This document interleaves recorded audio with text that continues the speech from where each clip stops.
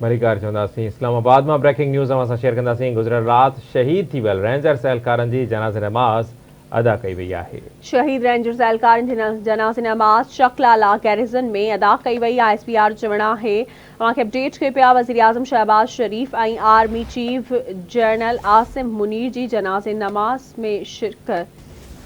नायब वज़ीर आज़म इसाक डार, घरू वज़ीर सुदसमा वारो वज़ीर ऐं ॿियनि इख़्तियारनि जी शिरकत। पाकिस्तान रतो छाण ऐं ॾफेड़ खे बर्दाश्त नथो करे सघे।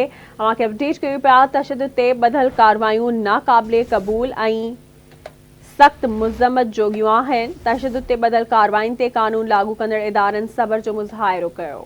सॼी क़ौम रेंजर्स ऐं पुलिस जे शहीदनि खे भेटा पेश करे थी। वज़ीर आज़म जो चवणु आहे त तशद्दुद ते ॿधल विगोड़नि में सिक्योरिटी एहलकार ज़ख़्मी बि थिया आहिनि। अवां खे आगाह कंदासीं। इस्लामाबाद में ब्रेकिंग न्यूज़ आहे। ISPR जो चवणु आहे त गुज़िरियल राति शहीद थी वियल रेंजर्स एहलकारनि जी जनाज़े नमाज़ अदा कई वई आहे। शहीद रेंजर्स एहलकारनि जी जनाज़े नमाज़ चकलाला गैरिज़न में अदा कई वई। ISPR जो चवणु आहे त वज़ीर आज़म शहबाज शरीफ़ ऐं army chief general Asim Munir जनाज़े नमाज़ में शिरकत कई। नायब वज़ीर आज़म इसाक डार, घरू वफ़ाक़ी वज़ीर सुदसमा वारो वज़ीर ऐं ॿियनि अख़्तियारनि पिणु नमाज़ में शिरकत कई आहे। पाकिस्तान रतो छाण ॾफेड़ खे बर्दाश्त नथो करे सघे। वज़ीर आज़म चवे थो तशद्दुद ते ॿधल कार्रवायूं क़बूल न करण जोगियूं आहिनि। तशद्दुद ते ॿधल कार्रवायुनि ते क़ानून लागू कंदड़ इदारनि सब्र जो मुज़ाहिरो कयो आहे।